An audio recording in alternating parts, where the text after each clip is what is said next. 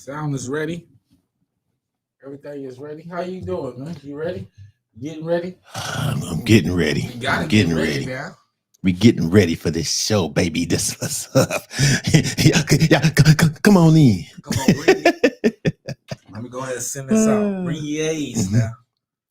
If you don't do nothing else, bring your A's. Bring your A's. Because that's the old to say, bring your A's. You got your A's to be bring that boy. that boy. You gotta bring your ass to that boy. Mm-hmm. Talk to you, that boy. I wonder, man.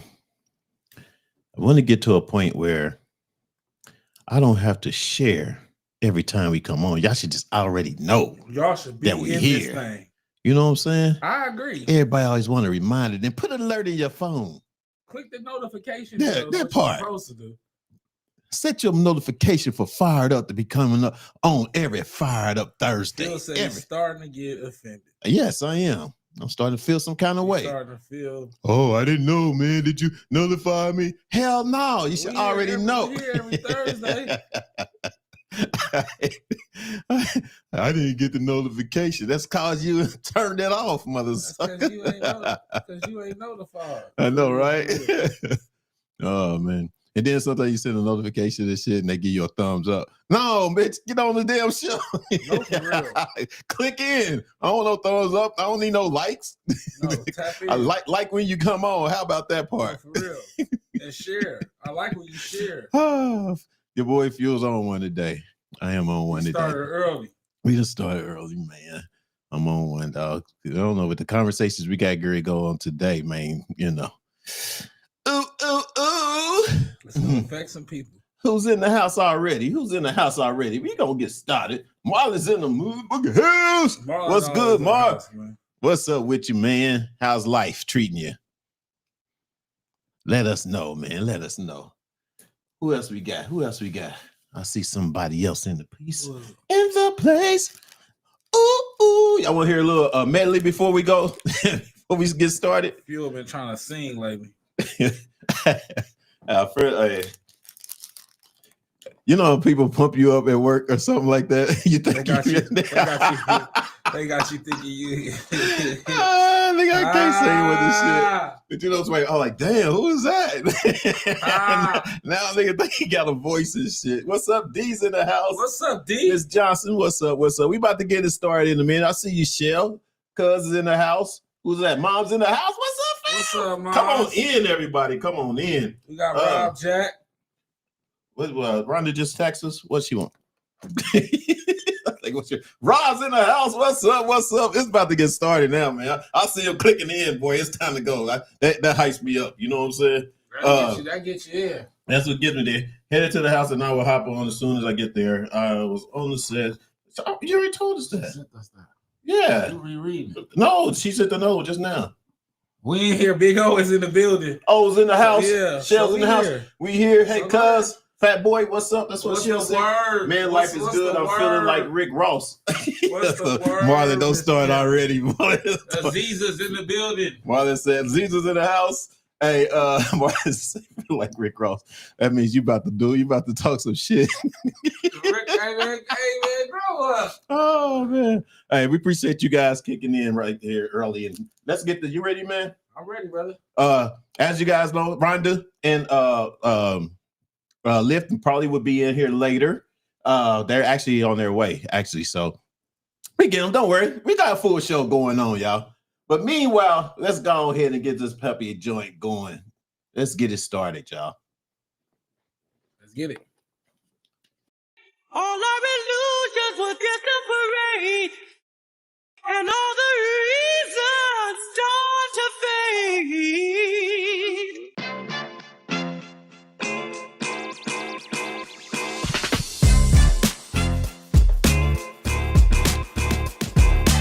What's up, everybody? Welcome to Reasons, the show where you can give your reasons why you think what you feel about what we're talking about today.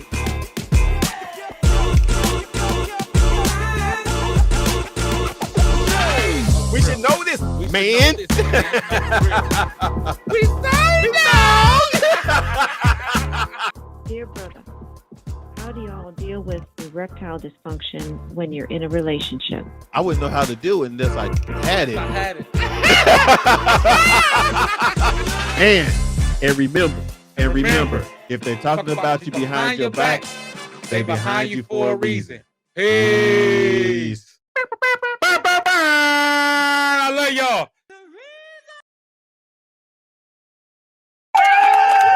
What's up? What's up? What's up?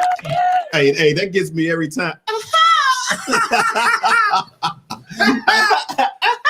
funny you say it. I know y'all like our intro. We hope our new one be just as good because we got some new stuff coming up pretty soon, you guys. Welcome to Fired Up Thursdays. Reasons on Fired Up Thursdays. It's your boy Fuel in the house. Boy is in the building. We are here. And we got the rest of our crew. They'll be here in a few. But for now, man, hey, I'm gonna go ahead and kick in what I was gonna, because every time we got to put in a video or something about somebody that says something doing certain things on certain media, social media.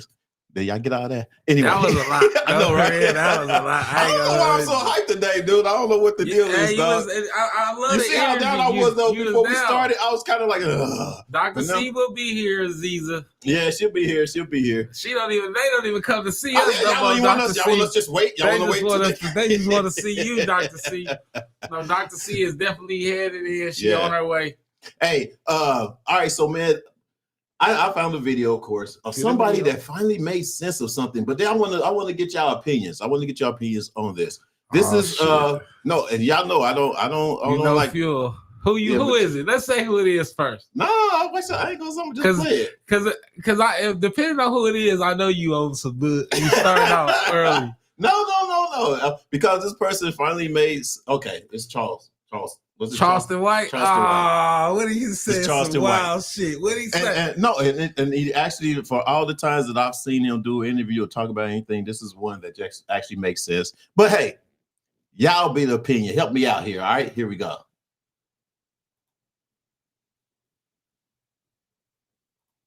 Can't find your man. He go find you by your attributes. You can't be out looking to find no man. You just have to be a woman of essence, a woman with qualities and a woman with traits, and you'll stand out. He go find you. Grocery store, or the red light, but you can't find him. You don't know how to pick a man. It was never designed for a woman to pick her man. That is true. And not to be religious or anything, but I can't get past he who finds. He who finds a wife finds a good thing and has favor from God. So you are favor for a man. But if you ain't where you need to be as a woman, how you gonna get what you need? This is what I've been realizing for the new age woman.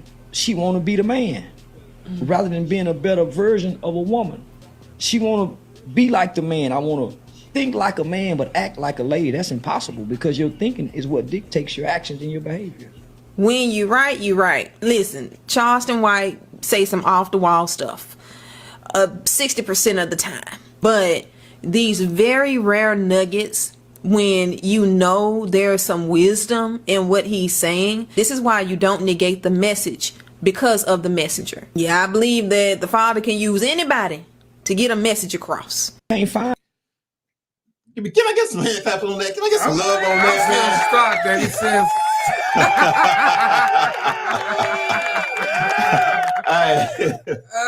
You said what? What'd you say, Fat Boy? I'm trying to figure out what I want to do with this one right now. Charleston White, I've been telling you this for the last year or two, man. Charleston White often, if you listen to him more often, he definitely makes a lot of sense a lot of times, especially regarding a lot of the topics that we discuss here, right? As far as I don't want to say gender roles, right? Kind of just he touches on a lot of cliche topics today, and he rubs a lot of people wrong. But a lot of times he definitely makes valid points. Well, I think he did make a valid point. I think he made a great valid point on this one, and so But do that make us and ladies, if you out there watching and listening, trying to figure out where to go. Does it make us does it make us male chauvinists to feel or think this way? You know what I'm saying? Where a place where a woman is or their role in the relationship, does it make us male chauvinists, or does it make us, what's the word? Understanding. Like, you know what I mean? Like, does it make us feel like, say for instance, I mean, one of the things that I got from him was, you know, when you want to play play a male's role, but you won't still women be treated like a woman. You know what I mean? So let's ponder on that. How do we do that? You know what I'm saying? How do you play a male role and be treated like a woman? You can't, right? That point is exactly what he said. What he was saying. You can't. You know what I'm saying? So I think that to answer your original question, I think that when it becomes misogynistic is, I think, the level of intention. I think a lot of times on both sides, when men sometimes speak from an ego perspective, we could come off as misogynistic. I think that there were a lot of valid key points in what Charleston White was saying, but however, I think if you are, it's kind of like if you don't really mess with Charleston, you immediately is going to say he's being misogynistic. But I think it's all about his intent and his purity with it. I think that if he's not leading it and using it to be a way to control a woman, in the sense of saying that a woman should be working on herself and strengthening her inner wife instead of trying to find a husband. In the same sense, I think that a man should be strengthening himself as a husband to be able to prepare himself when a wife does come his way. So I think that if you're coming from a level of consciousness on both sides, I think that what he said will hit home differently. However, I think that if you don't really care for him, or you immediately think when men talk like this, they being sassy or they, operating out of a certain light, then you immediately kind of shoot the messenger. Yeah. But I think what she did was she made a great point, and this is something that I'm learning as well. Sometimes I think that's what I like. Information and messages come from people that you don't really want to hear from. Yeah. And what you have to learn is that there is knowledge and information, and all of that is any information that you are receiving. Yeah. I think the fact that when you have another young lady comes on and vouch, for something that somebody else says, it's not really, like I said, some people look at it almost like male chauvinism, but it's actually not, and I think that's one thing that I like, about, hopefully today's woman. I mean, you set yourself up to being a wife if you want to be a wife. So you do wifey things.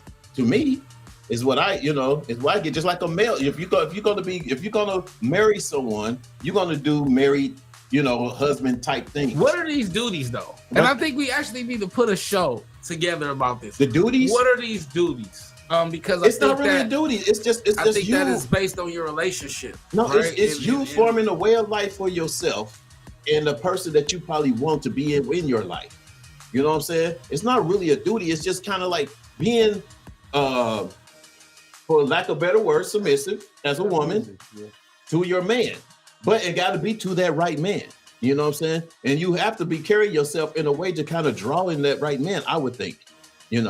So that's where, that's kind of, what's up, Gusty's in the house. Let's get into these comments because Marlon is tripping already. Marlon said facts. He's already preaching. It's biblical. There you go. Rob said facts. Preach fuel. I never listened to him. Preach fuel. Preacher man. Church, tabernacle. Bishop, one would say. Right. Hey, Gusty Gus. They want to sponsor? I disagree. Hold on. You said some women. Some women, Marlon, I do think that some women, but we talk about this all the time. I think a lot of times men turn themselves into sponsors. Don't let that go over your head. I think a lot of time, because me and you have this talk a lot of time, as men, we try to upstage or we try to show that we got it, and we turn ourselves into sponsors. Does that make sense? We try to hold up the illusion that this is what a real man is, and we never really go into a relationship trying to find out the quality of a woman that we're looking for. Mm-hmm. So we immediately lead with our pocket. We immediately lead with what we do and what we bring to the table or what the table looks like. And we never vet the woman, right? We never see if that's really what she wants to look for. Hold on. We're gonna get to that. We're gonna get to that. Yeah. We're gonna get to that. We're gonna get to that. We're gonna get to that. No, I gotta go ahead. Yeah, go ahead. No, we're gonna get to that. Well, it says don't switch on me now. That's not what you be telling me. Because what I be telling you is, I be telling you not to be paying for shit for these women that you don't really know like you like that. That's really what I be saying. But it's essentially what I said nicely. Yeah. Right? I think we do turn ourselves into sponsors. I think a lot of times, that's why a lot of times I meet women, I do not lead with my wallet. I think that's a quick way to turn yourself into as Black Lift called him. What's his name for him? Because Black Lift has a name for them.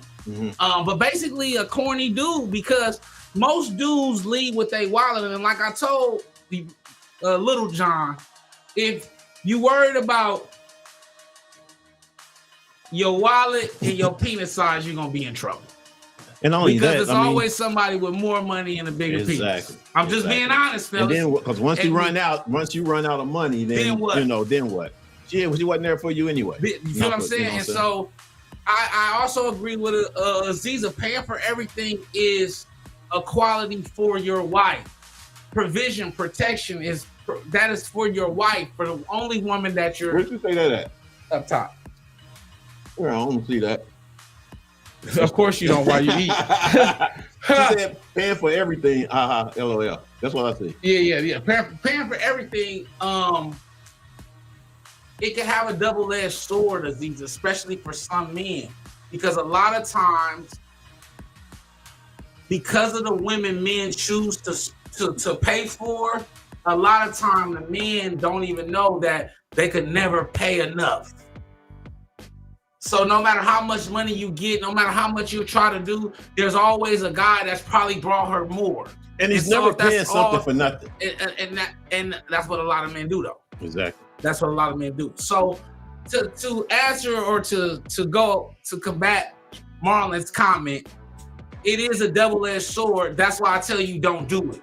Because a lot of times, yes, they are looking for a sponsor, but we inadvertently turn ourselves to sponsors because we lead with our pockets. And we want to try to buy women and show I'm Big Willie. So I'm about to send her on excuse me, I'm about to send her on a trip, or I'm about to buy her a new Birkin, or I'm about to, purchase a necklace. You feel me? I'm about to do all of these things to get the woman, right? And not necessarily being who I am, a stand-up guy, being consistent, having a great conversation, having a sense of humor. When it's time to take them out on dates, that's nice.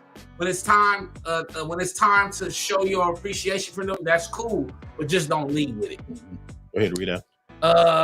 Cousin Michelle said, Charleston White comments were true in the past, but the world is changing. Men now no longer hunt or look to marry and believe they are the prize. They no longer hunt due to the atrazine added to the water. Women have had to take on masculine roles. I wouldn't say they've had to take on masculine roles. Not by she said at the end, not by choice. Had to take on masculine roles, not by choice. Just because of how society has actually, built us to make women forget, who they are, what their role is in life. You know what I'm saying? Biblically, you know what I mean? That's at least what I get from it. You know what I'm saying? It's kind of like, there's nothing wrong with being a strong Black woman. There's nothing wrong of being a boss. But there is something wrong when you bring it into the household of a man that you're married to or in a relationship with. That's what do y'all think? Talk to me. I think it is something wrong with me because, like I said, there's a role that you play. Like, what was that last week? Was it last week when someone was saying that no matter what, if your man is makes less than you, he's still the king of the house. He's still the king of his castle. That's because he make that less was than you. Cheryl Underwood. Was that Cheryl Underwood on Yeah. Shay Club Shay Shay. Oh, okay. I just got so much to say about that. Go ahead. Go ahead. That's what we're here for. I think that we got to start getting away from tropes. I think that on both sides, with a lot of the qualities that we're seeing out of each gender, which this is men and women, are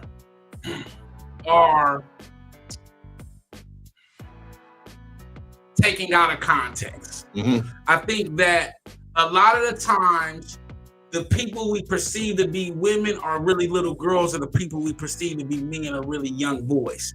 Because a lot of times, when we get statements and comments like this, I think the issue is not the actual gender. I think it's the individual, and I think it's the individuals. I think that what has happened, and let me go to explain this. What has happened is, for so long, a lot of men have only been seen as what they can do. So a lot of times, or what they can give, or what they can give. So a lot of times, what you are seeing, what I've noticed, right? It's not this. I'm not generalizing. What I've noticed is, what it is they're not saying that they're the prize. That's just what it's been labeled as. I think now men are trying to see more of an identity within themselves, right? And trying to find more appreciation in themselves in a relationship. And so you do have these male tropes or these male ideologies that are being perpetuated amongst young boys who don't understand there's certain nuances that you have to add to your repertoire to be able to be able to evolve and advance as a husband, as a man of God, or whatever, a spiritual man, or just to grow in general. There's certain things that you have to keep, and there's certain things that you have to get rid of. And I think that when we begin to label things, we begin to negate the why, right? And so I just kind of go back to the statement in a sense of, I think that men have lost their way because a lot of men haven't been shown what a man is. That's on both ends, though, too. And hold on, and then to answer the question, then on two, right? The ideology of what a man is so it's such a disillusion in it, right? And so the men who are saying that they're men are mainly egotistical and lack levels of emotions, right? That the men that I'm starting to learn that are real men have, implement, and actually use as masculine traits, right? Or use or learn how to balance the masculine traits with the quote unquote feminine traits, right? Well, speaking of feminine traits, we got Dr. C in the building. I'm over here screaming. She just hit us in the private. All right, Doc, here we go, man. I got Dr. you. C is in the building. I am over here screaming like, come on. That boy dropping it all. Dropping over there. So basically what I mean is that we have to stop using these bullying tropes because we are learning and evolving as men or women, right? And start to understand that there's a reason for that. And if I want to be with this woman, if I want to be with this man, there's a certain level of understanding that I'm going to have to grasp, because what society is saying he's supposed to be, or what society is saying she's supposed to be, is not one, what I really need, because I don't know what I need because I've been living in a fall. And two, is an illusion, because what a real helpmate is a helpmate, right? And a woman was put here to be a helpmate to the man, right? And I think that it can be taken out of context so much, right? It then means that a man has authority over a woman. Yes, to a certain extent, far as the connection with God, far as the household, far as the guidance, right? But being a man who is uninformed uses that as a level of control, Yeah. You get what I'm saying? And then a woman who understands that she's a helpmate, she understands the power and the value of submitting. But a woman who does not then becomes combative because she wants control, right? And not understanding that her true control comes in her submission. Okay. I think a lot of times because we use submission and basically what's the word I'm looking for when you settle. Basically, we settle instead of using the word of compromising and understanding the power of sacrifice in a involving relationship. And I'm gonna let you go, Dr. C, because you jumped on in there. I think everything that you said has been on point. Like I'm like, yeah, you know, but it's been on point. But I think too, we also have to look at it from a standpoint. Sometimes you just got to go all the way back. Let us go all the way back to why women sometimes feel they have to be who they are. And a lot of that comes from our history and how we didn't allow, but it happened to us where we were put in a position that we had to become the mother and the father in the household. And so when you're growing up and you're going through things and you're seeing things being put in front of you a certain way, sometimes we lose sight of what, as Fat Boy is saying, what it is to be a helpmate. You know, you can still be you, but do you understand the person that you are supposed to be helping?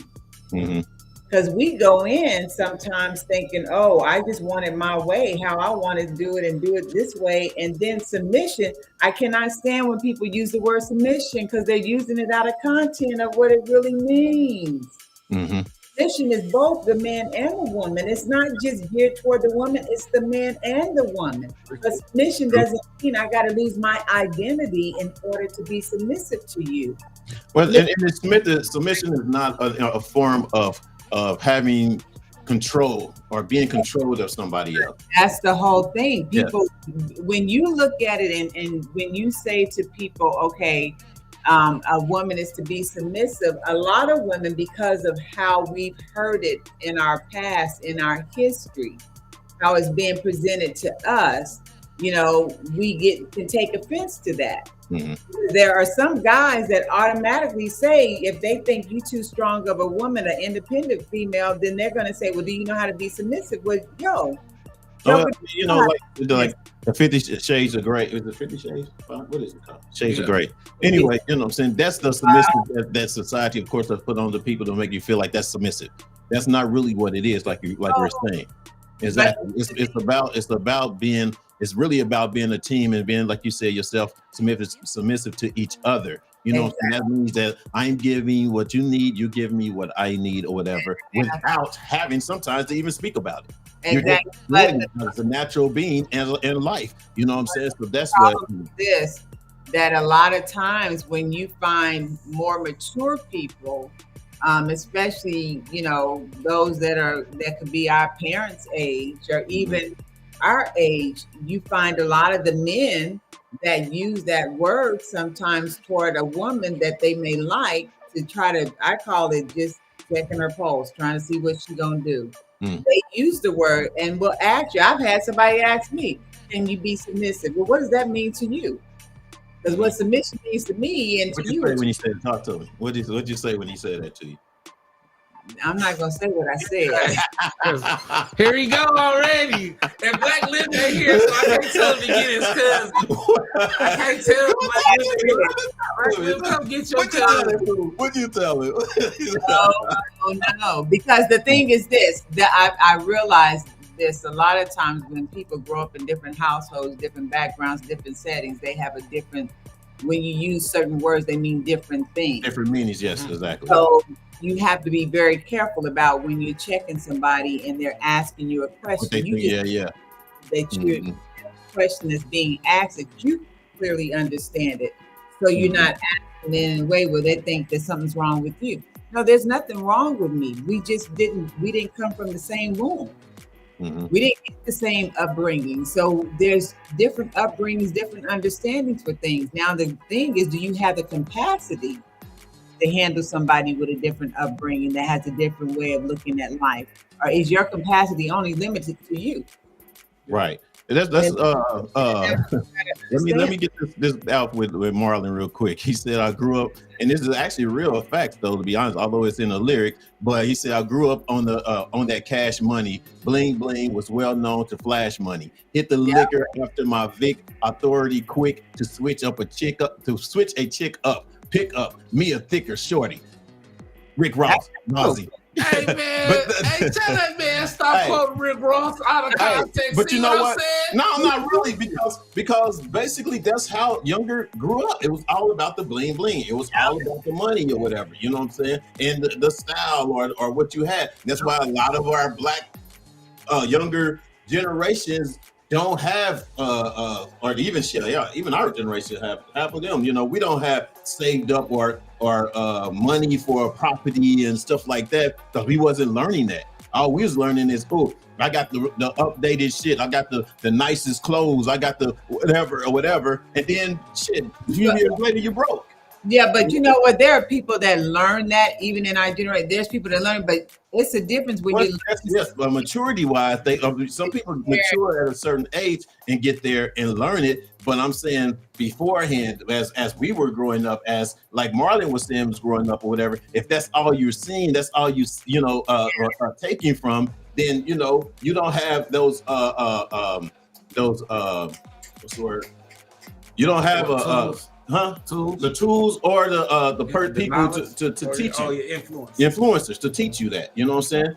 And so that's why, you know what I'm saying, a lot of these younger cats are in the situations that they are in is because of what they see as opposed to what they're not learning from older generations. But that also too, a lot of younger people, especially guys don't really reach out and really try to have relationships with more mature men to really learn and get some knowledge dropped on them, because at some point they sometimes think that the older cats are just old, like they haven't been through nothing, they don't know nothing, so they don't reach out to get that information. Like Fat Boy said, he talks to Lift a lot because he's gaining information from Lift. So it helps him as he's on his journey to become a godly man, to be the best man that he can be as he prepares for his wife. But you have a lot of young men that want to do that because they think society has them in this culture and really fantasy world that the life they live in is the best life they could ever have. And reality is you never become the best version of who you are until you're actually married to somebody that pushes you when you don't want to be pushed, but holds on to you when you think you've fallen. You gotta be able to understand that life is not a one-sided event. It is a tour, but who's gonna be on the tour with you? That's the stuff you gotta understand, and you gotta be willing to go through. So the men need to definitely have male mentors that ain't talking about, oh, you gotta be this way, gotta be that way. Look, talk about the streets, sprinkle the word, the Bible into it so that it makes sense to the young men so that they understand. I don't have to be perfect. I'm good like I am, but I got some word in me so I know what I need to do moving forward. But they don't do it because all they find out sometimes is that the mature men want to just put them down because they're like, yo, why are you doing that? Or you need to do this. It is not one-sided event. I think that that's the disconnection. It's a disconnect. It's so like Moms was saying, she says on the flip side, to a degree, it devalues how a man perceives a woman, because if he may feel that you can be bought and that's all you require to make you happy. I think that, but this is the thing, Mom. It is what you allow, though. I think that men, because they've been taught that that's how you keep a woman, they overlook that, right? And that's how I say you quickly turn yourself into a sponsor, because older men who have dealt with that understands that if I got a buyer, she can be bought. Yeah. And once you know that, then that means you'll never have enough money for her. And once you realize that, then you really paying into a bottomless pit, because she's never going to be satisfied, because that's all you have to bring to the table. You'll be looking for that degree. Let's ask, Michelle just said, yes, emotionally available is hard. I mean, it's huge and hard to find. It is. I'm with you. It really, it is hard to find. You know what I'm saying? Being emotionally available because of the judgment that's put upon you. Exactly. When I think you it's harder actually to release and let actually go. to be emotionally available. It's what? Say it again. I think it's harder to be emotionally available. Mhm. I think how we say that we want people to be emotionally available, I don't think that we're available for their emotions. Because it's perceived to be weakness. You see what I did there? You get what I mean? Like, I don't think that we're available. And you said it about the capacity, right? I don't think we have the capacity to really hear that this woman is not having a good day, or to really hear that this man has been getting beat up all day and he don't know what to do. I don't think we have the capacity, right? And so I think a lot of times, once again, we use these statements, but are we really ready for the raw truth? Are we really ready to hear that I may be the problem? I don't think that people are. And you got to be careful. You got to be careful who you open up to.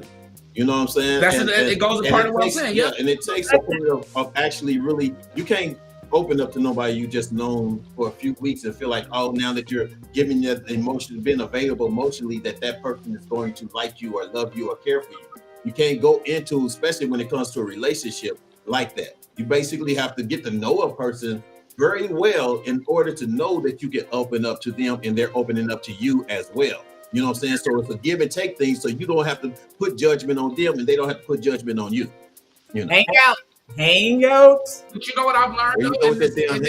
I've been knowing you 20 years. I ain't hanging out with you. That's crazy. Hey, come, hey, I've been knowing you 30 years. I ain't hanging out. Hey, look back.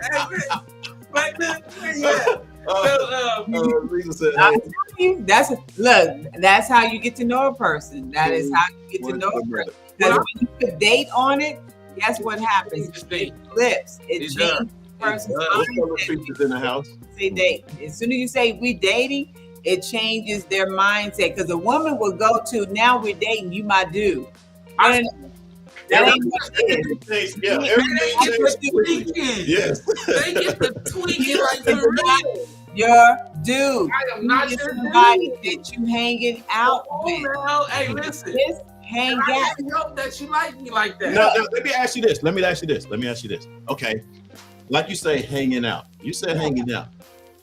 Now, hey boy, why you looking at him?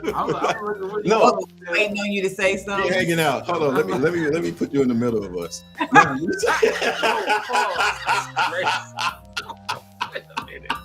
Hey, what? Pause, man. Come on, man. Okay, no, but seriously, when you say hanging out, right? And that person is getting to know you, and sometimes when you're hanging out with somebody, you're just hanging out with that person, not hanging out with another person. You're hanging out with intention. So you're hanging out with intention to be with that person or whatever the case may be. Will they or will they not figure you as being a date or dating them, or you know what I mean?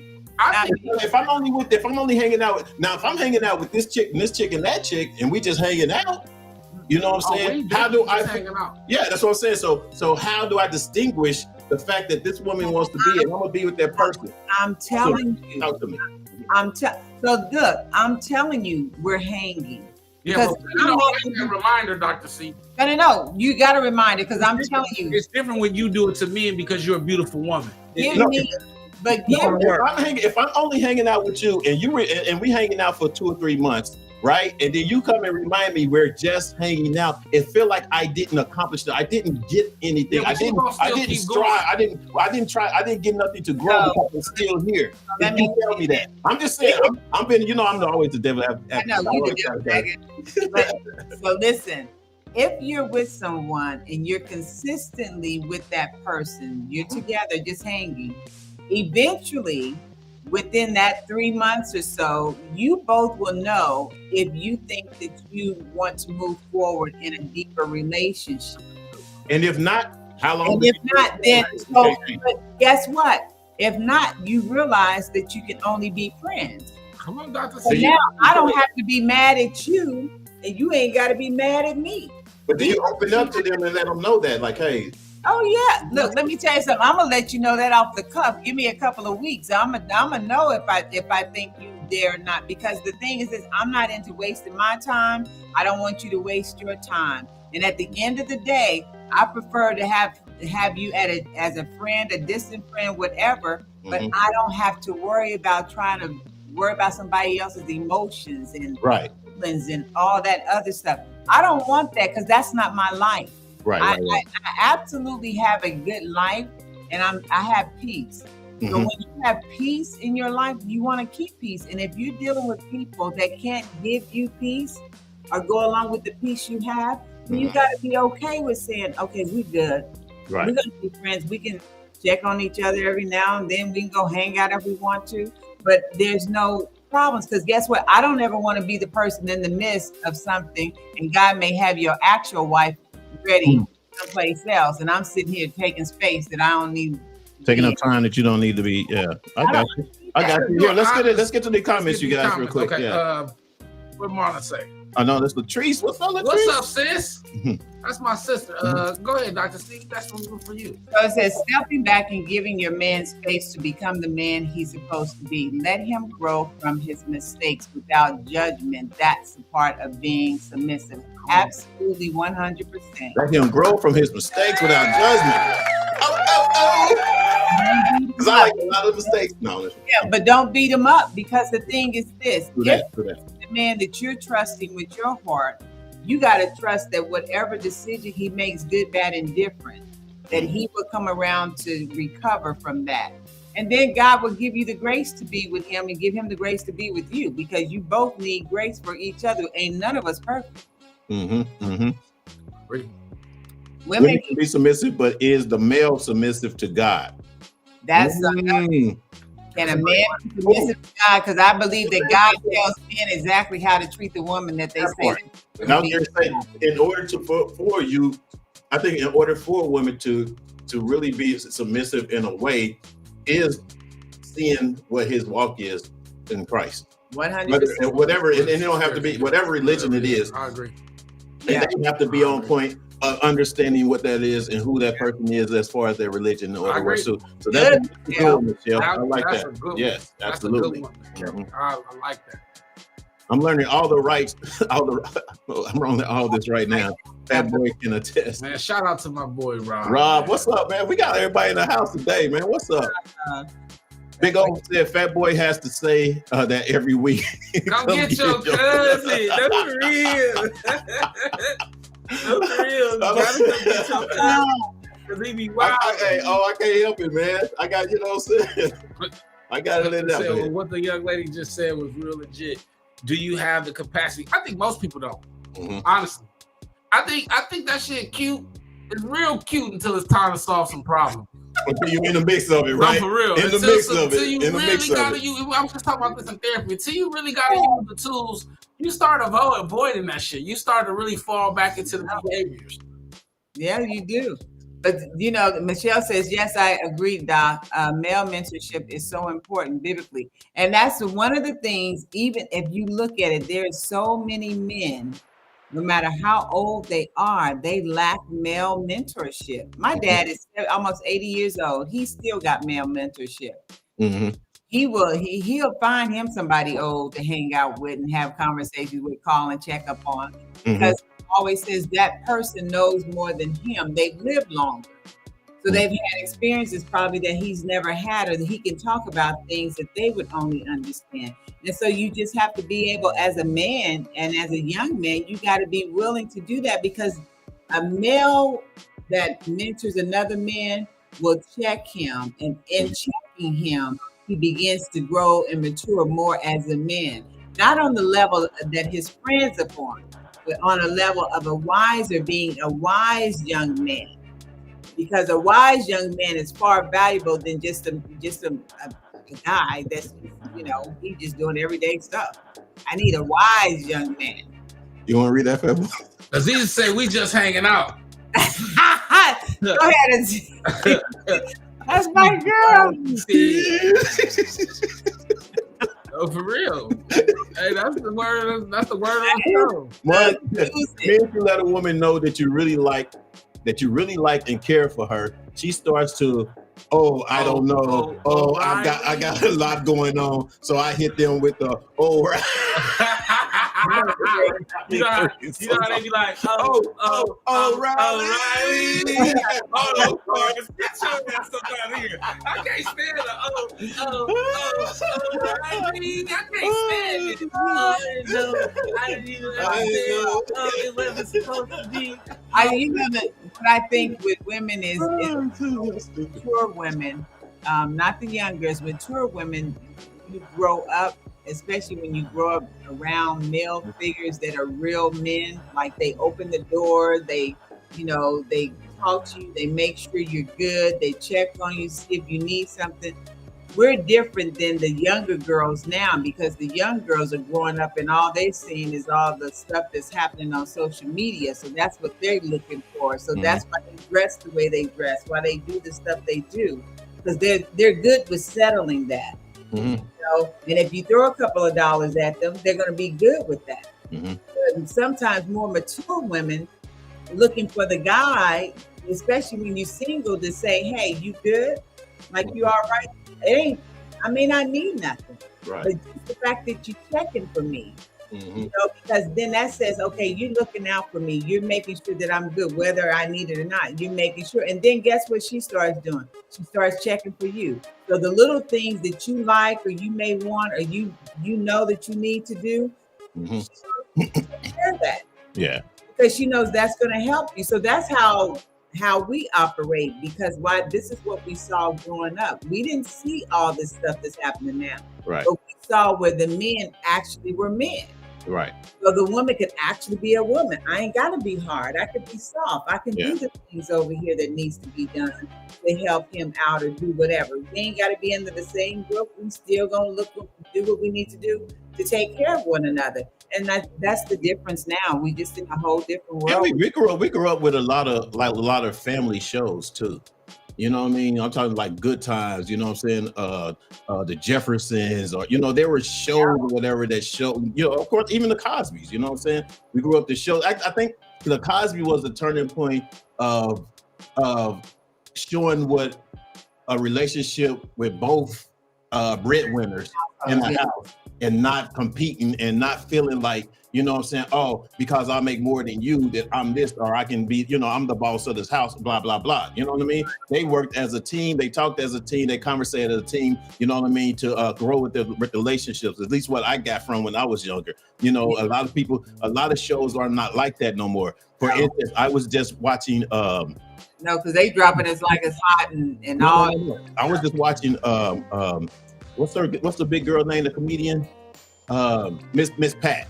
Oh, Miss Pat. I was watching Miss Pat, and now a lot of these shows that you see on this, because they're on Amazon or on Prime or Netflix, because they can curse. They do. It make I saw a show yesterday and they was using the vagina word like it wasn't nothing. I can't take it. And that type of language, that type of thing, and that type of shows that families are looking at is not good for them. You know what I'm saying? And it's a big change right now or whatever, because now you feel like, you can just say anything and do anything or whatever. And this shit is just not cool. It's just not cool. Michelle says hanging means no commitment. You're absolutely right, Michelle. So relax. Exactly. What's up, Nick? Nick in the house. What's up? Who else we got? Marty said, then why do some women get into relationships, then want to backtrack? I told you why. Say it again. Wait, why? Say it again. I told you why. Because for two reasons. Sometimes you get the sponsor, you turn into a sponsor, she gonna give you some ass. And they're sorry, just gotta be honest about it. And another reason why is they want to give you some ass and don't want to do it and feel like a hoe, so they make you their boyfriend. And the whole thing is this: why trick off at all? Period. If you need something, just tell the person. If they can help you, they can help you. If they can't, they can't. But why trick off? Period. Because now, guess what? You get in that perpetual habit of doing that. In your head, you think you got to do that, and that's the truth. Real. That's what you have become. All they know is that if I give her some money, she's gonna give it up. She's gonna give it up. And that's on both sides. And it's like, well, if I give him some sex, he'll give me some money. You got the treater and the treat. Come on now. Come on.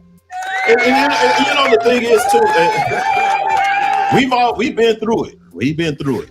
Oh, so you guys out there listening, a trick or treater and a trick. Yeah, you've been a trick or treater and a trick. The trick. You know what I'm saying? I love it. I did it all.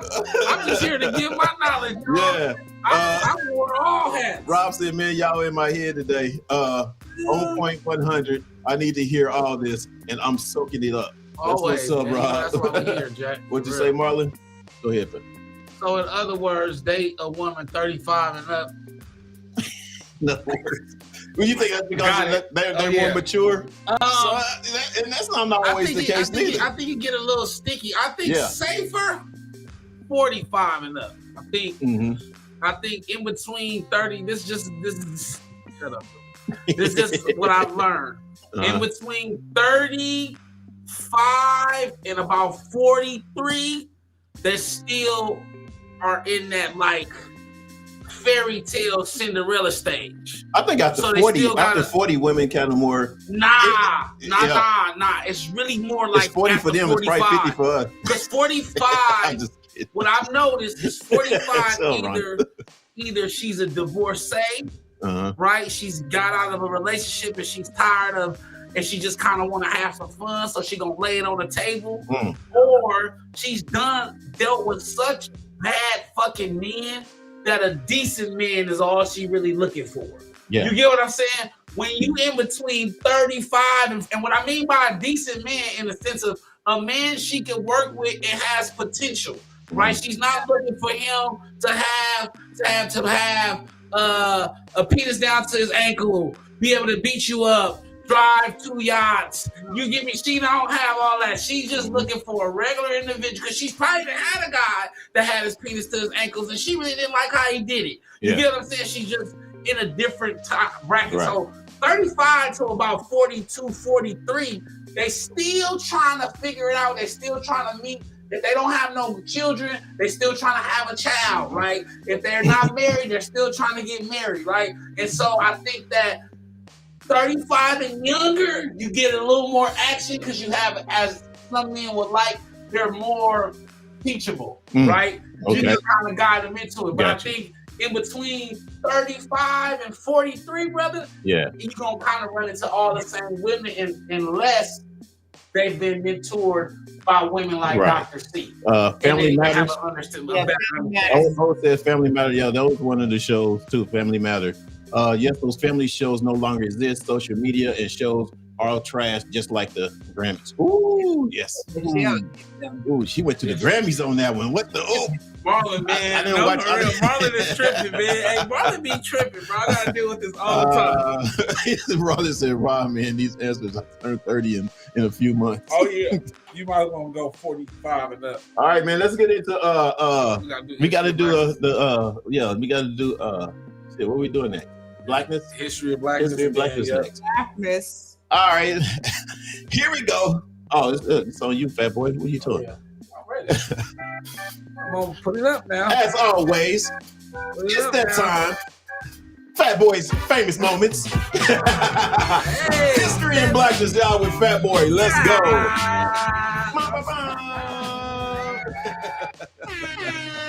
All right, today we got a special one. It's Black History Month. So this wrong person. Oops. Oh no. No, that's not him. No. You said Steve Henson. Black man. This History of Blackness. This is white man. He black. He's mixed. This ain't him. Oh, okay. Well, go ahead then. Go ahead with the win. Go ahead. Hey, get your cousin. Hey, you should have proved it doing this before the show. Steve, let me doing everything. Okay, Steve Henson, born June 4th, 1918. Now you got me October 26th, and he died October 26th, 2007. Mm-hmm. He was an American entrepreneur and a culinary inventor. Best known for creating ranch dressing, a condiment that has become a staple in American cuisine.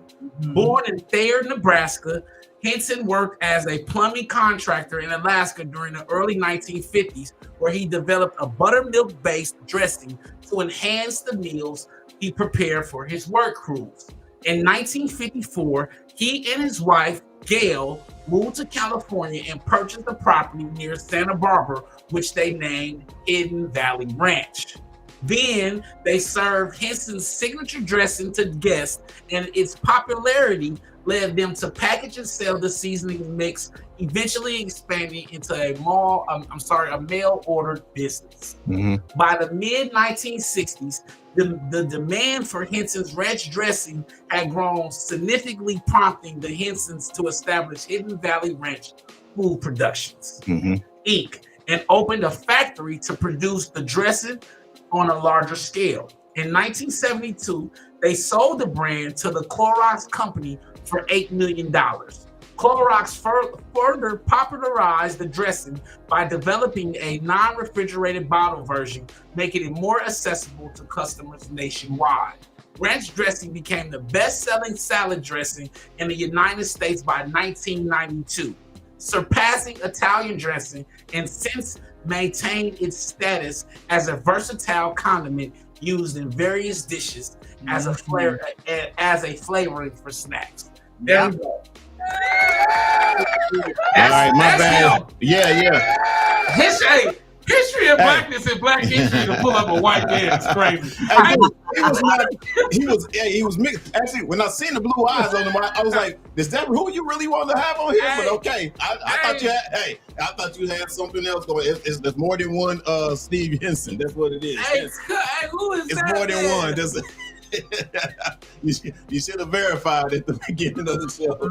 Anyway, that's a good one though. Read these comments, bro. That's good. So what do you say? What do you say about the ranch? Well, so essentially, if you why niggas like ranch so much? Of course, if you're eating Hidden Valley Ranch, Hidden Valley Ranch, you're essentially eating a creation from a black man. The idea of ranch was created by black men, by this gentleman. So every time you go to the Buffalo Wild Wings, or you go to Wingstop, or you get your wings and you dip it into the ranch dressing, a black man made that possible.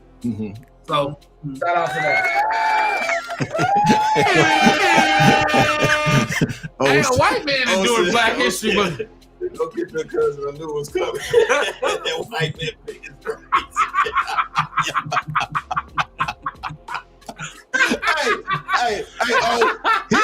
He's supposed to verify everything before the show. He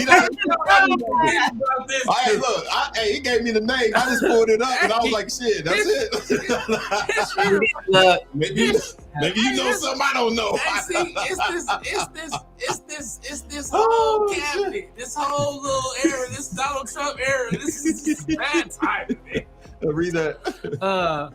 I think he wanted to say, Aziza, no, not all we all should have standards, but at 45, we all grown. And now what we should be doing at that age, and know what we should be doing at that age. Not still trying to figure it out. I agree. And Aziza said something wild. Wild Hidden Ranch. Look at us. Even down the dressing we use. Everything. Yeah. Everything we do. It's a lot, yeah. And you know what I thought this was a good one for Black History Month, because we do history and blackness every week, right? So it's Black History Month every month for us. But I think that I know. This month, this guy, Pete, what's up, man? Hey, it did look like your daddy.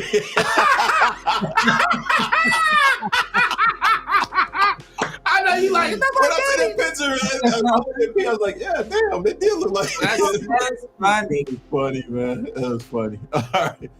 What'd you say, Shell? I prefer Italian dressing. It's crazy. Whatever. Now come get your cousin now. Right, Shell. Italian dressing. All right, man. Let's get into this next one, man, which is the title of the show: Conflict in a Relationship. All right. It's like how to handle conflict in a relationship. Basically, is what we're talking about. Managing, resolving conflict in a romantic relationship. Run. Dr. Kai, I'm still learning how to do this. What do you mean? Managing and resolving conflicts in a romantic relationship. That's terrible. It's not terrible. No, managing and resolving. It just all goes Managing and resolving conflicts in romantic relationships. That is one of the biggest things that happens when you are in a relationship that's with somebody you love, not a person you just hanging with, but with the person that you love. The one thing that you find out, you don't want to hurt the person that you love unless you both just have bad behavior where you talk crazy to one another and you don't care. But when you really care about the person, you want to make sure that the words you're using are right. Sometimes, because we are in such an emotional state, you can have an adult tantrum, which is where sometimes people, when they sit, fold their arms, close their mouths, turn their head, look crazy at you. Because why? Now they're having a tantrum. It's almost like a kid that drops to the ground and you be like, yo, if you don't get up from that floor, that's what adults do. We just ain't hit the floor yet. But when you are managing the conflict to resolve it, to make sure that it stays healthy, sometimes the conflict can be something healthy that's needed to help the relationship grow. But we can't be taking everything so personal in this situation, because whatever a lot of times we're arguing about or whatever is our issue is always something small. It's not always something really big. It's something very small that takes a real legitimate, just a basic small answer. But when people get in their feelings or they're riled up about something else, they get so emotionally charged that now it has become a bigger thing, which has become very huge. So now what happens? This is when people find themselves, women withhold sex. Why? Because they mad at you. You shouldn't have yelled at me. Why did you yell at me? I just asked you a question. You didn't have to yell at me. I was a simple answer. What you yelling at me for? Yada, yada, yada, yada. That whole thing. So now I'm going to go to bed, but I don't want you to touch me. Don't look at me. I ain't giving you none. So then people go through this whole thing for however many days, and men just as bad. They get an attitude, they walk away, they go in another room, they ain't talking to you for a week. They walk in expecting you to still have dinner ready so that they can eat, but they ain't got nothing to say. Why are we going through that? Because some of this stuff is just bad behavior, stuff that we've seen, that we grew up watching, and nothing was ever corrected, or nobody's ever told us how to resolve and manage and resolve conflict in romantic relationships. So I look at it as this: whoever I'm with, that's my best friend. One thing about my best friends that I've had, a lot of them can tell you we've never had an argument. We talk about everything. We may have a discussion. It may be real hot. Never argue. So if you're with someone and you love them, then in order for you not to be disrespectful to them, you have to think of, hey, how would I want that person to treat me? Do unto others as you would have them do unto you. That's what the word tells us to do. Gussie just put up a good question. Hey, what's up? Heather's in the house too. What's up, Heather? Thanks for joining. About time, girl. Gussie said, how is the conflict if it's a romantic relationship? How is it a conflict? There's always going to be conflict in a relationship. In a relationship period. And if there hasn't been conflict in a relationship, then the relationship has not started yet. I think that a lot of time, me and Jackson talk about this all the time, is like a lot of times when we're in relationships and when we do meet these difficult conflicts or challenges, and we can't get it right the first time or the second time, we begin to think that the relationship is over. And so a lot of time we confuse that, because if we're in a romantic relationship, if I'm meeting your needs or sexually, or I'm meeting your needs emotionally, that we'll never meet a conflict. That's crazy. That's crazy, but then that's not an evolving relationship, right? Because if we're evolving and we're growing each other, we're going to meet a fork in the road necessarily. And it takes for us as a team to make the right decision, to take the right, to go left or right. I think what happens is the issue becomes when two people who are in this relationship, once they realize that their ideology is separate than their partners, they begin to pull in two separate directions. So this is why I kind of said it becomes terrible, because when it's really time to really manage those conflicts and and those are conflicts that you're not ready to tackle, it becomes a hairline fracture within the relationship, because people aren't truly ready to face their accountability or face their faults in this relationship or in this situation. So one person thinks that, oh, it's only me, or it's only them, and then the other person feels like, well, shoot, I can never get my point across because they feel like it's only me. Then the communication just never go there, so you will never be able to properly handle it until y'all really on the same page.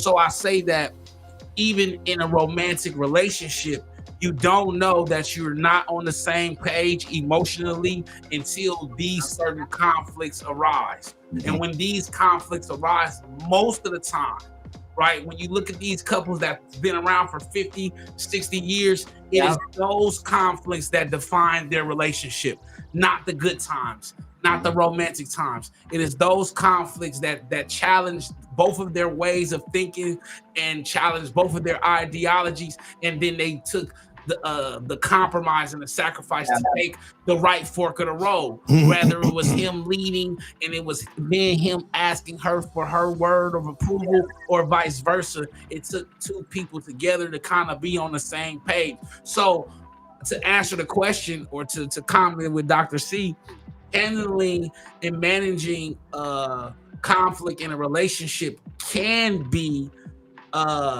it should be easy, right? However, it can be extremely challenging if both people don't understand their position in the fault or the issue. Well, express what my needs. Learn how to resolve conflict.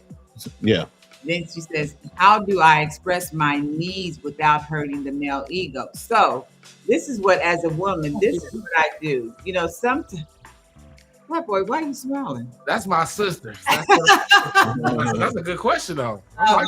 So to not hurt not hurting anyone's ego, whether it's man or female, you really got to understand the person that you're speaking to and understanding where they are. And that means you understand some history in regards to past relationships that they've had and the things that they've dealt with. Because a lot of times when we are in this relationship deal, if you don't really know and understand the person in the past that they've dealt with, now you could be hitting something that's a trigger for them. And so you don't know that it's a trigger because you're not intentionally trying to say anything that's going to be belittled, degrading, or disrespectful, but you're speaking truth. So the one thing about women that are very upfront, such as me, I don't mix my words. I say what I say and I mean what I say. But the reality is when I understand who I'm dealing with, then I understand, okay, sometimes I got to pull back. Sometimes I just let it go. But depending on what it is, especially when you know people are not used to how you handle things, how you talk about certain things, and especially in relationships, there are a lot of guys that are not always used to a woman being very upfront about where she at, what she's gonna do, and what she's not gonna do. Because they think that if I dangle this over your head, if I do this, then you're gonna just respond and act the way that I want you to. No, that's not gonna get me to move the needle at all. I'm still going to be me, but I'm not interested in hurting your ego or trying to make you feel bad about who you are as a man. So this is why I need to understand, why are you like this, male or woman? Why are you like this? Why are some of these things triggers for you?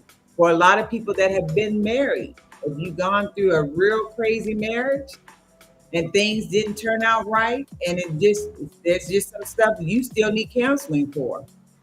Then there's things that women will do or say that may hit you wrong.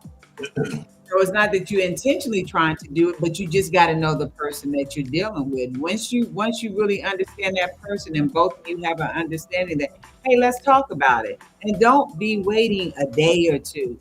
Because I'm going to tell y'all, if I got something to say, I need to say it right then and there, because give me 5 seconds or 5 minutes. I'm not going to remember it. It ain't even going to be on my brain. Why? Because my thing is this: if I love a person that much, I love them to the degree that it's unconditional. But if it's not in your brain right then, was it that important to That's even yeah. bring You up? know, I always say my therapist always talked about. She made a great point about Yeah. that. She said that if you weren't going to remember it Then 5 seconds or you couldn't put a pin in it until tomorrow, there's no point of how thinking it. important or how important was But I think that, or how important was it? But I also to double down on to answer the question. I think it's understanding where the ego comes from. Yeah. And understanding how to position your questions around that. And I know a lot of women will frown upon that, right? Because it seems like you're catering, you're tiptoeing around. But I think that it goes back to another one of those things that men seek. We just seek validation. And so a lot of times, if you can validate that this may hurt my ego, and today, during that moment, may not be the time, but you know when I'm happy, you know when I'm in a certain mood, you can get anything out of me. Those are the times where we can have those conversations as well. You're like, hey, babe, you know what?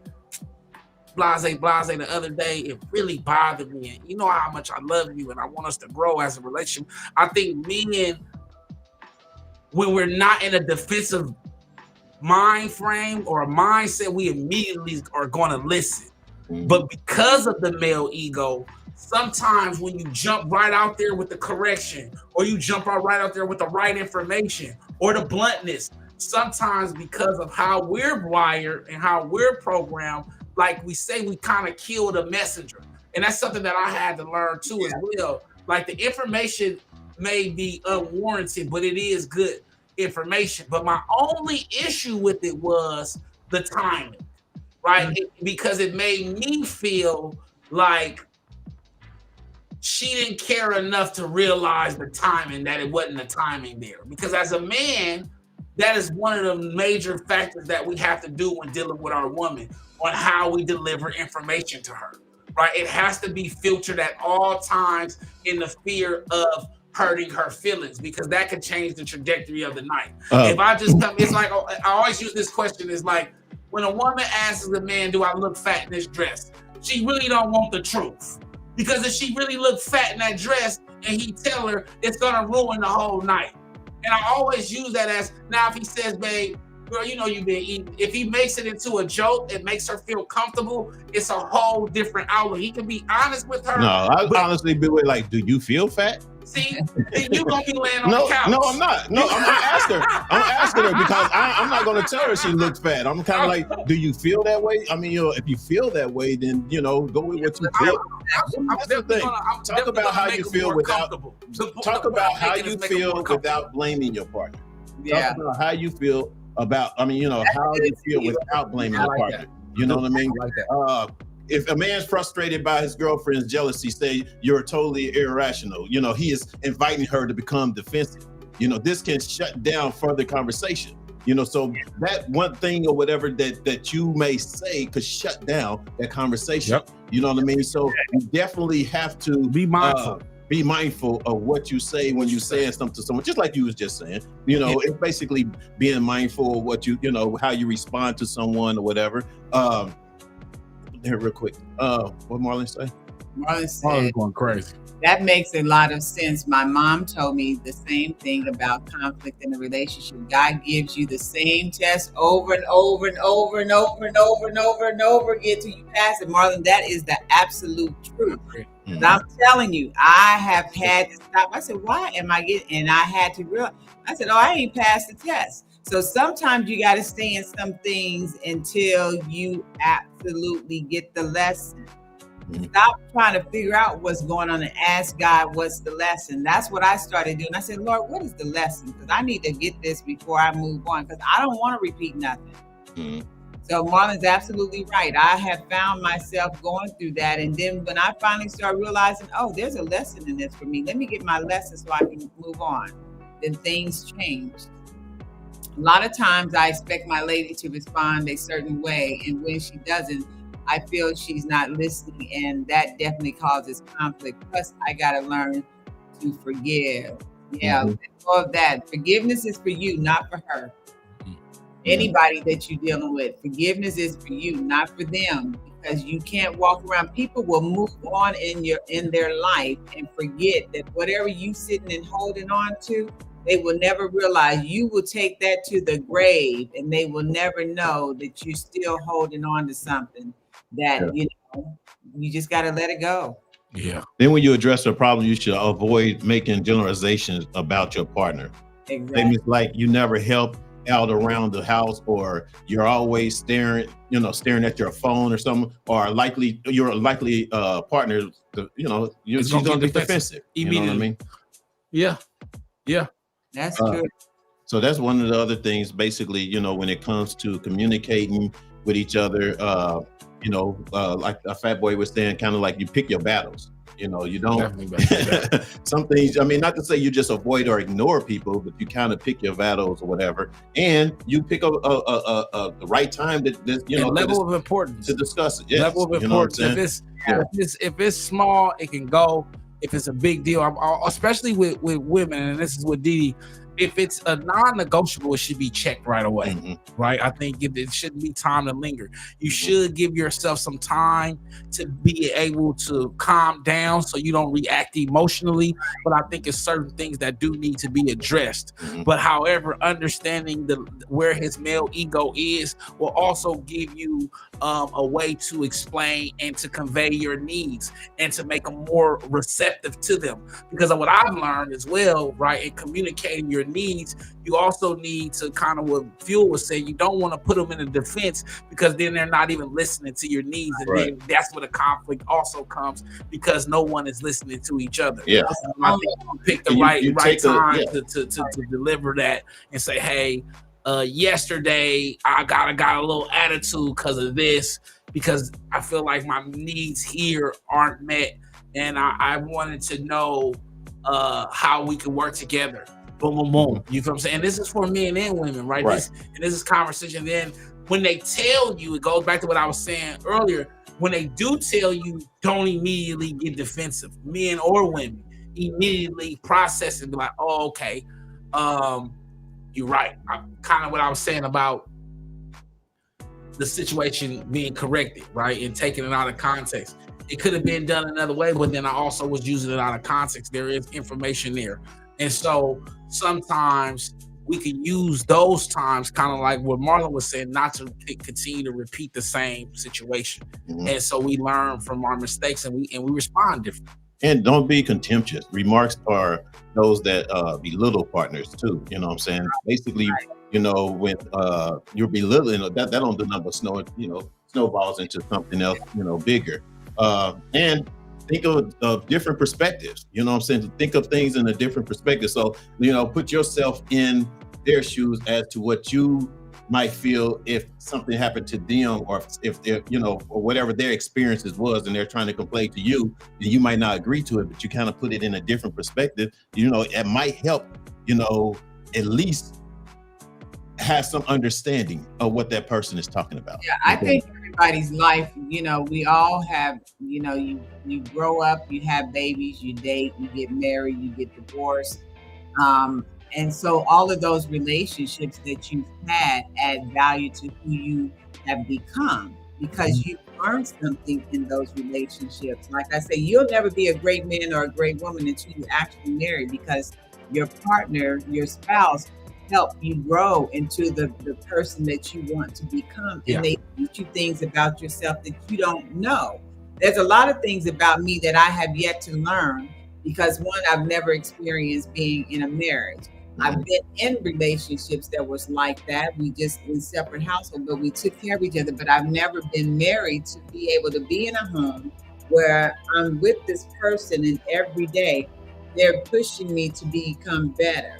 And you want to become better because that person does something to you that make you say, hey, I want to make sure that I'm showing up my best you for them. That they're not getting the bad version of me. And even in my bad state, they have enough unconditional love for me to love the hell out of me until I'm good again. So that's the stuff that you really want to be able to be in. And when you have those relationships, good, bad, and different, take the lesson from it. Use it. Don't try to use it against the person because it's not exactly what you want. learn from it. Because if you were married once and you get married again, then you got to say, okay, what happened? What's going on? Mhm. What did I not get? Or am I still lacking in some things? And then for those of us that's never been married, my thing is I need you to send the right person, not that because I'm just lusting after the brother, but I need him to know who you are. And in him knowing who you are, then he gonna know who I am. So you just got to be able to understand where you're at in these relationships and be willing to do the right thing. I agree. Way to read out. All right. P says the Gottmans are famous relationship psychologists who could predict with a 90% accuracy whether or not relationships will last long term. All of it was based on how the couple handle conflict. I agree. It is something I just told Fat Boy got any short version. Much love, Fat Boy, for real. What in the I say world? you long-winded, dog. You know I'm always long-winded. You know I'm always long-winded. My lady definitely showed me sides of myself that are good and bad. Yeah. I think that's in any relationship. Yeah. And then the other thing is don't get overwhelmed with the negativity. I know. You know what I'm saying? Some people can get overwhelmed with negativity in a relationship, and that's all it is. You know what I mean? Because now you can't get it off your mind. You can't think about it. You constantly, gonna bring it up. You know what I mean? That right there alone is gonna just demolish the relationship, period. You know what I mean? So keep that in mind as well. But you got to be careful what you pick up and who you come behind, because sometimes other people do some awful damage and end up paying for it. I'm just saying. Gussie said that. Be careful what you pick up. You have to. That's why I say, look, sometimes people get together, you bring your luggage, you leave it at the door, you go in the house, you never look in the bag. So you don't know what you're getting because they never tell you what happened prior to. So you got a bag sitting there for a couple of decades and it got a whole lot of stuff in it. A whole lot of stuff. So you got to unpack that stuff, even if it hurts. Just unpack it. Because I'd rather know the things that you feel may hurt me than to not ever know. And I'm living with somebody that is a representative. And it's good for you to know that this is what my woman can handle this, or my man can handle this, or whatever the case may be. When you just open it up and letting them know, or whatever, because if they can't, it's gonna demolish anyway. It's gonna, it's gonna go. You know what I'm saying? So why not? Of course, like I said, you don't put your business out in the street with somebody that you're not intentionally wanting to be with or going to be with. But, once you do, or with that person, this is the person that you want, and that person is showing that to you that they want them, and you open up to them and they get on some old different shit from that point, then obviously they wasn't for you. No. You know what I'm saying? If they're not still there, they wasn't for you, No, don't check my pulse. What's up, Renee? Nay's in the house. Watch out there, Renee. It's good to see you. Let's get into dear brothers and sisters real quick, man. We running out of no running around, Go running around. We right on top. Dear brothers and sisters, you guys, do you hesitate dating someone that has children, or would you ever choose your significant other over your children, no matter the age? No and no. No and no? Do you hesitate dating someone that has children? No. How you got children? You have children? No, but it depends on how old their children are too. You know what I know? Hey, Black Liv. Hey, we gonna get some t-shirts made. Hey, Black Liv, come get your cousin. I'm just saying. Would you if somebody had just had a baby, like so a 2 or 3 year old kid at their age? At least at my age, a 2 or 3 year old kid or whatever is kind of hard to swallow right now as far as trying to. Oh, you saying that? Okay. You know what that I'm makes saying? Sense. I mean, but it depends on how old the kids are. You know what I mean? If your kids are grown, I really don't give a shit because they grown and out. They doing their thing. That's being do our thing. You know what I'm saying? You got, when you have younger kids, now look, I'm just telling y'all, I'm being honest. When you have younger children and you have grown children you've already raised, you're moving on doing certain things. You got to think about that. people want to be raising or help raise That's a good question. That's a the good question. younger, the little people, because little people, they don't know nothing any different. You gotta still do everything for them. You still giving them guidance, still showing them, especially if they living in your household. And it has to do with the dynamics of the relationship too, because if that baby daddy or whoever is on some Child BS father. or you know what I'm saying, if you're on the understanding as a grown folks together, you know, you have your relationship, you have your relationship over there. This is our relationship. This is how we do it. You know, it's the communication between them. But if y'all got conflict, no, hell no. You know, I ain't got time for it. I have never. That's the thing. I've always had I've always had a pretty decent relationship with the women that I've have messed kids. with that had their children's Yeah, fathers, me too. because I've always respect, especially young men. Mhm. I think a huge way to gain their respect is through respecting their father. Mhm. I think that a lot of time what I've learned in relationships is women sometimes are looking for men to replace these young men's fathers, and that's just never been my cup of tea, because I No, understood the power and the impact of being a father myself.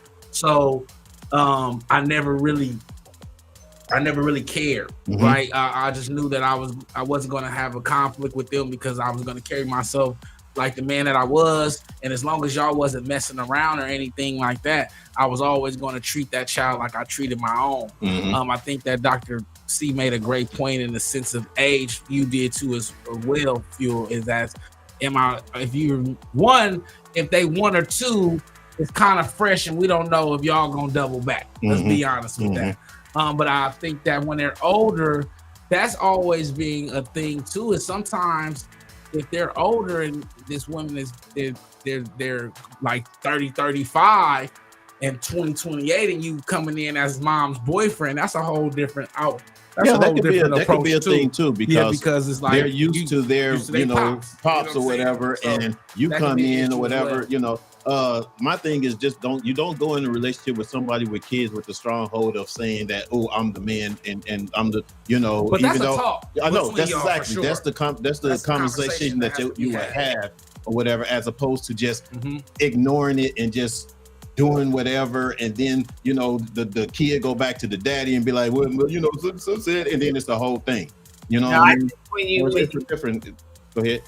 No, I was gonna say, I think when you start dating and you're getting into this and there's children involved, you need to sit down with the children and talk. Yeah, same and here. talk about it and say what's going on. And not because they have to know, but if you're saying that I'm planning on dating and being with this person and they're going to be around, I don't need my children to be walking around this person as if they're a stranger.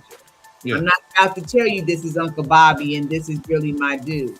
This is my thing. I would, if I'm with somebody with kids, I'm gonna have that person that I'm with, first of all, be talking to their kids before I talk to them. Yeah. Or before, you know, I that person has to dictate on the timing and all that stuff of me getting to know, because you and your mom got a relationship. You know what I'm saying?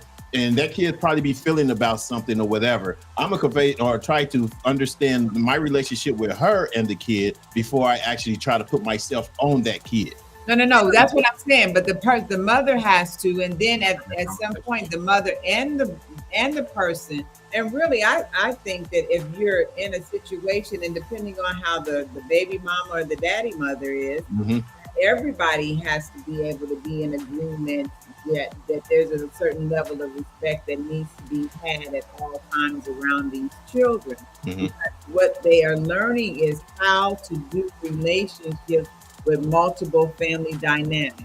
Yeah. So you got to be able to communicate that and help them process it. Because sometimes it's not easy when a kid is wanting their parents to stay together, and mama got a dude and dad got a girl, and they're sitting there praying, Lord, put my parents back together. So you have to, at some point, all the parents need to talk about how do we keep this cohesive, where our child is still feeling the love that they need to feel and the support that they need to have in order to grow up being the best version of both of us together in their own individuality, but at the same time, how do we make it where they feel love all the way around from everybody that is involved? Yeah. And it comes with everybody, adults being able to talk and the children being able to see these relationships flourish, not just when I'm calling you to get mad about what's happened or didn't happen, but hey, we can go have a meal together. We can sit and talk. We can go meet up or do some things together that is really focused on the child seeing how we as adults communicate and get along. I'm with the girls. When it comes to the girls, I really don't do that. Hanging out with the girls, you gotta really. I did that one time, and I was in the last relationship. I mean, baby mama. Yeah, I don't really do that with the girls, just because I don't want them to be seeing me just like you kind of like you said with just different. Hold on. different You don't women. do what with the girls? I have them around women. Oh no. I mean, no. Definitely don't. Around anybody until it's somebody that you serious with. And that you trust that's going to be around. You know, you And have to have a also- great relationship with that person in order to feel that your kid's going to have a great relationship with them. Because of the relationship that I'm building with the girls Mhm. and the level that their voice, right? Mhm. That's also something that kind of bothers what is I bet I'm fearful of is Mhm. because I've established this relationship with the girls that they have a voice and they may say some of the wildest shit. And as far as not Kurt, but I'm very nervous of how a certain woman may handle these conversations, and so I really don't. They need to know. I really don't involve women into that to those aspects unless I know that we really going to go to the next level. If you really are digging her and she's digging you, and you both are saying we're going to commit, they need to see the relationship with dad and his girl. Mhm. Yeah. So, and this is just real talk. A man really cannot understand how to handle a woman until he really has raised a girl. Mm. Your mother is your first love. Yeah. Your daughters become your second, third, fourth, fifth love. Mhm. They can get anything out of you. You're gonna protect them and cover them at no matter what the cost is. Facts. Yeah. You learn how to love your daughters and learn how to take care of them. You learn something about yourself of how to take care of a woman, because you don't want your daughters to end up with a man that ain't doing what you done for her. Yeah, You learn how to love. Yeah, for some of you out there, you know, sometimes your kids can gauge a certain feeling and aspect as to who that person is that you're talking to. Yeah. Sometimes they can pick up the fact that that's that person is another not thing, good too. for my daddy, girls, because they know you might not sometimes for last. one that you might not last. Two, that you know that if that person is really truly happy, you know, compared to whatever relationship they had before or whatever the case may be, or if they just doing it just on a humbug and just to be with somebody, you know. So sometimes if you can take your kid's opinion, unless they're just like a spoiled brat and just don't, you know, like nobody, you know, that's a different thing. But I said kids are brutally honest. Yeah. they are brutally honest, exactly. Miss Renee, how you doing? Oh, y'all talking to each other. Okay. Understand. Having a whole conversation. Aziza said, I know, right? Aziza said, understandable. All right, man. I think that's gonna do it. Oh, well, actually, we didn't even answer the last part of that question though. We did. No, would you put your kid over? I said no and no for me. Yeah. Would No. you ever choose your significant other over your children, no matter the age? No matter the age, no, because that's my blood. That's my baby. That's my, you know what I mean? At least for me, I don't think I would put nobody over. The girl, You know. the girl or your children. My girl, yeah. I none think of them. that I Neither think one that, of I them. think that in a relationship though, if we're talking about we're married, Yeah. it's Now marriage is a fine. different That's what thing. I'm saying. So it depends on context. If we in a relationship, then yes, maybe I may.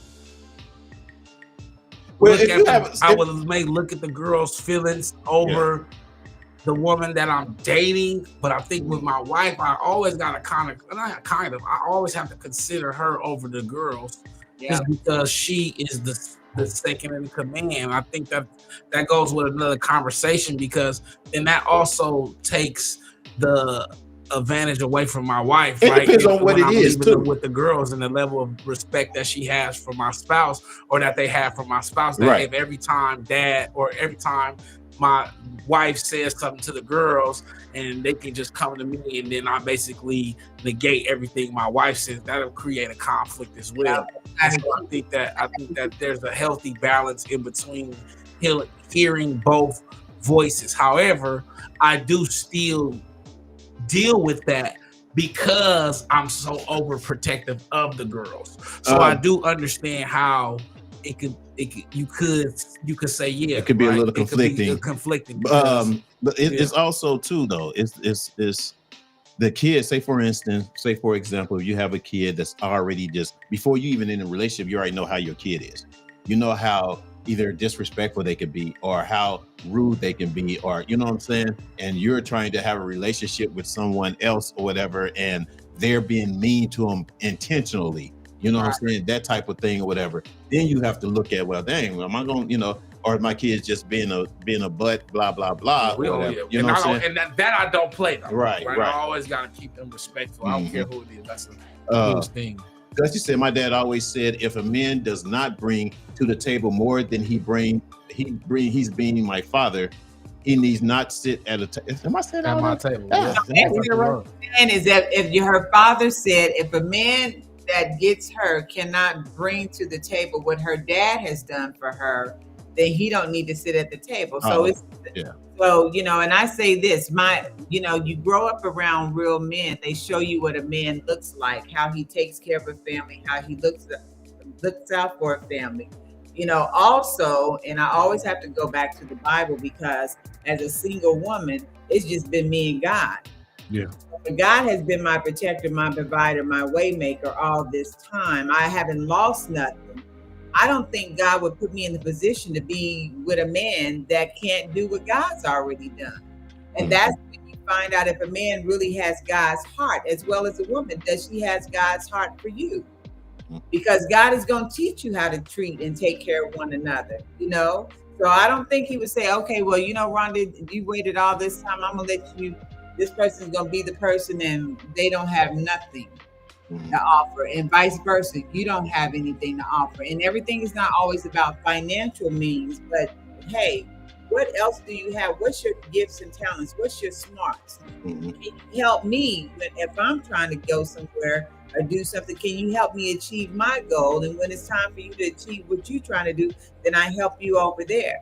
But a lot of times you end up with people, they don't do that. It can be conflicting because you're not helping each other. If one's trying to help one and then the other one's not helping the other in the same time, it can be conflicting as far as being in a relationship, because one feel like, especially at our age, one feel like that they have to have this person for that or whatever. Unless I have that person, then I can't go on or grow the relationship, as opposed to the other, But if you're both working together and understanding that we both need this together to grow, then that's the only way that you're actually going to grow, But I think also too, when you look at the Bible tells you that when a man leaves his mother and father, he clings to his wife. He is now the head of the house. He is the provider. But she becomes the nurturer too, and I think that's a two-side.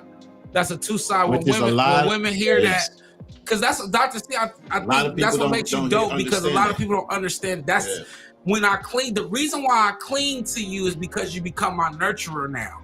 But a lot of times when women hear that they have to be your nurturer, they use it as, now I gotta be his mother, right? And it's so much. It's taken out of context. It's another one of those things that's taken out of context, because it's like, not that you're supposed to be my mother, but you are supposed to be a form of nurturing. You should be able conflict, just like being submissive is taken out of context. You should be able. So this is the thing. If you just think about all the people that have been married for 50, 60, 70 years, 80, 90 years, those people didn't really have a whole lot to work with.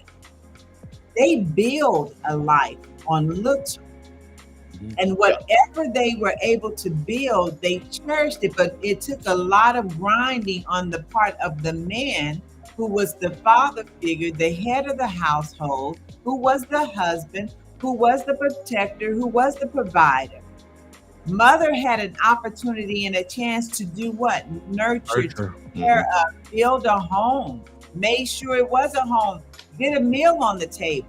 You know, if she didn't work, she did all the other stuff. Why? Because she didn't want her husband, her king, to come home having to worry about that. So we have to stop sitting and tripping about a whole lot of things that we have allowed society, men and women, to tell us what we're supposed to be doing. Just together. Old school of how things used to be, because that's when people were happy. They were happy with little. They looked out, supported each other.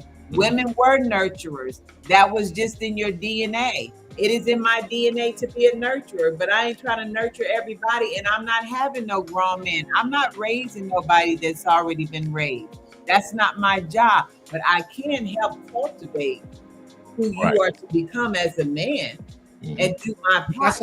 I think that also too, that's a form of raising, Dr. C. I think that when it goes back to that trope, right? That is a form of, that's why you're nurturing me. You're growing me past, because once I'm deeply rooted, I still have to sprout out, right? Yeah. Right. And there is a certain level of grooming that has to take place of me. And I think that because men show such a weak trait when it comes to that, or a weak mindset when it comes to that, it becomes conflicting. So women are like, well, I'm not here to raise you, but essentially you are, right? Because as you're growing me, you're raising me. It's just because it's used with the mother figure, it's figured with the mother thing. It's this thing that women have. Well, I'm not his mother. But the reason why I'm leaving you and I'm leaving my mother and I am to cling to you is because you take on that job, right? You take on that mother instinct, that level of nurturing. But as me, then I take on that fatherly instinct, that level of compassion, the love that I have for my mother, because I'll do anything. I'll take the way that you speak to me as growing me instead of as chastised, right? So you are essentially still raising, right? It's just in what context are you that you look at it in, how, right? you know, because you're evolving me. Heck right? no. Heather said heck no. What does she mean? As I evolve, you are growing me. Yeah. Right? Heather said heck no. What do you mean by that, Heather? But first, let me hear. But are you going to let, regardless the age, your children drive away a good man or a woman? No. That's not gonna happen, because the thing is this: your children gonna grow up and leave you as soon as they get a boo, and you're gonna be in the house by yourself. Talking about, I should have waited. You know, I think what you have to do as a parent, you know, when you're raising your children, you have to have a relationship with them that is separate from the person that you're with. And then having those two different relationships, you can eventually bring them together. But there has to be an understanding of respect and love in order for your children to understand, hey, I love you, I respect you, I like to hear what you have to say, but what you're saying does not constitute that I'm going to do what you say. I'm going to listen, because your feelings matter. They do. But if I decide to be with, it's on me. And so you got to allow me as the mother or the father to be willing to have the relationship I desire to be with, you know? Heather, you saying heck no? Is that what to Gussie about what she said about the question she asked? I'm trying to see what she said. She said I have your own conversation on here. Yeah, I don't know if she was talking to Gussie or because sometimes they'll come up on the screen and she probably was answering. She probably answering Gussie. Yeah. Peter. Pete Drop says Proverbs 31, 11 through 12, King James Version. The heart of her husband doeth safely trust in her, so that he shall have no need of spoil. She will do him good and not evil all the days of her life. Yeah. Essentially what I'm saying. I think a lot of times, a lot of the shit that we learned, we really just need to unlearn. And the more that we get older, I think a lot of things will change it because I so many men who are great men, it was like that woman raised me. Right? You hear that all the time. That before I met her, oh man, boy, I was drinking and hanging out. But when you meet other women's like, oh, I'm not raising them. It's like, yeah, you kind of got to. You kind of got to. I literally like beat that shit into our head. You got to come with the same. It's the mindset of what you're doing. I used to tell my cousin, I said, you may have to tell that nigga that same thing 1,000 times. Or do you have the patience and capacity to tell him 100 more times? Because you may give up at 950 and he may have just needed that 50 more times for it to click. Because you never know how somebody learns. And that's vice versa for women. Like, I can give up on my wife, but that's the 99th time, the 100th time she may get it. Right? And then I threw everything away because she didn't get it on the 99th time. Heather said, I'm not raising or nurturing in the capacity in that capacity of my husband. That capacity of my husband. I get it, Heather. And you do it. You do it. It's just the word. That's what I said. It's like because you haven't put a label on it. Yeah. You don't understand that that's what you're doing. But you're definitely basically doing it because you with your man, I can guarantee you with your husband, and I know Oda. So you definitely raised them and involved him. They involved them basically. I don't care if your man or your husband was a player at times or whatever the case may be. There are things that you did that caused him not to be there, not to do that, or not, you know what I'm saying, because he sees something in you and that you probably, put your foot down on something to the point to make this person grow in the relationship, you know what I mean? So it's not just to say that we're just, you're just another mom to us or anything like that. It's a lack of better word, I guess, for that. But you really are nurturing the person that you're with, and it goes vice versa too. Because it goes both ways. Because at the end of the day, there's a lot of things. I say this all the time: men and women appeal to the little girl and the little boy on the inside. Yep. There are things that we are still looking for as little boys and little girls on the inside that when you with the right person, they help that child on the inside grow up. And so even though we don't call it as women, we don't say we're raising our spouses or significant others, but we are helping cultivate them into the men that they constant growth in that person. That person are being cultivated into the women we are. We're learning more about ourselves when you got the right man because he's pouring into you. He's sitting there making sure that there are things you don't have to worry about so you can do some of the things you want to do. So you have this two-way street that you're both riding on, but every now and then when you got to stop and push, uplift, and hold up, you do that. So we do it. We just don't say that we're nurturing or raising. But we are essentially, this is what we're doing because we're appealing to the little person on the inside. And that little person on the inside is still growing up with a lot of things that we have gotten from our parents. And you still, in some way, this is why men and women marry people that are like their parents. Because there is something in that appeals to you that is comforting, that keeps you and allows you to trust the person that you're giving your heart to. And when you're giving your heart to somebody, you want to know that that person can completely take care of and cover your heart. Otherwise, you keep it to yourself and you don't grow. You don't do anything you need to do. And we hitting some striking. We getting to it. Raising him belongs to God. We gotta read that because I gotta address that, and we gotta get out of here though. Yeah. Raising him belongs to God outside of his parents. I think it's the connotation of raising. You're definitely growing, and when something is growing, you're. But that's both in growth. And both. And I think that Pete just nails it on the head. He says, raising. Oh yeah. Man. I went to the top of you go. He summed up everything I need to do. Yeah. But that does not mean I raised him. Definitely you KT did. means definitely I have growing. A standard of expectation a standard or expectation, and what he has to reciprocate that standard of expectation which in order allows for him to grow. which allows him to grow. Exactly. And you know what if I'm you saying? didn't So it have could the be worth putting it patience in the wrong and the context or whatever, nurturing but you know, and the caring for him to give him the grace and the patience to grow to your expectations. Read that piece because there. he just did not hit your expectations as soon as he met you. He says, raising, developing, advising me about areas of life I might be blind to. Raising equals developing. Developing. Advising me about areas of life Right. I might be blind And to. even though you don't consider yourself doing that, it is what you're you're definitely doing. doing that. Yeah.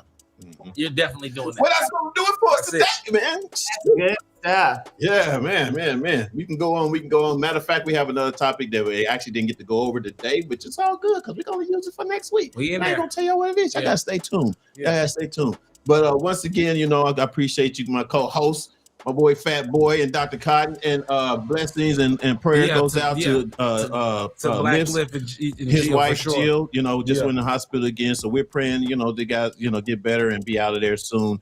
As soon as next week too. You know what I'm saying? Shoot, as soon as possible. I just hope we pray that you get better, Jill, for sure. And that you hang in there, lift, you know what I mean? Because I know it's a lot for you as well. You know what I mean? So all right, that's what I got. What you got, Fat Boy?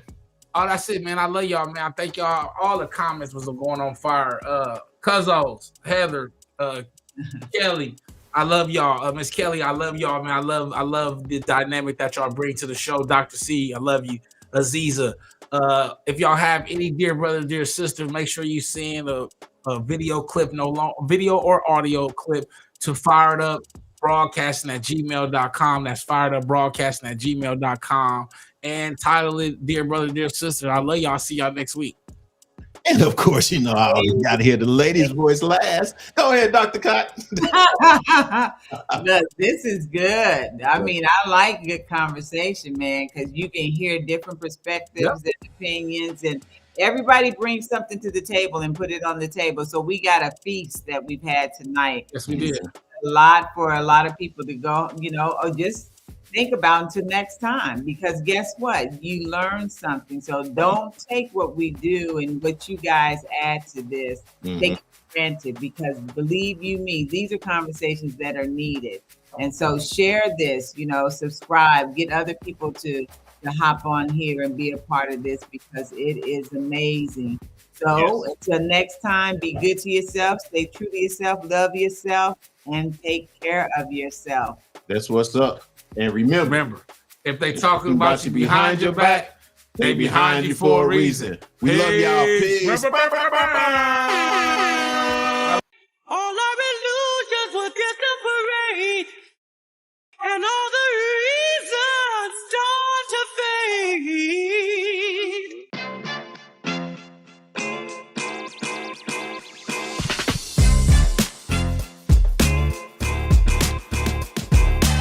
What's up, everybody? Welcome to Reasons, the show where you can give your reasons why you think what you feel about what we're talking about today.